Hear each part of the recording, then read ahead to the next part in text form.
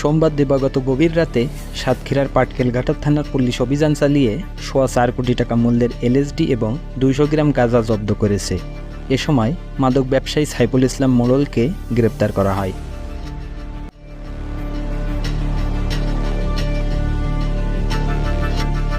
পাটকেলঘাটা থানার ওসি বিপ্লব কুমার নাথ জানান, গোপন সংবাদের ভিত্তিতে থানা পুলিশের দুটি টিম কুমিরা বাস স্ট্যান্ড এলাকায় চেকপোস্ট বসায়।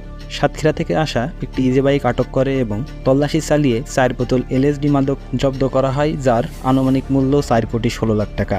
এছাড়াও তাদের কাছ থেকে 200 গ্রাম গাঁজা উদ্ধার করা হয়।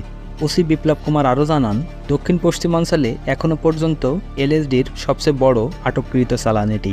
গ্রেপ্তার সাইফুল মোড়লের বিরুদ্ধে পাটকেলঘাটা থানায় মাদকসহ মোট 13টি মামলা রয়েছে।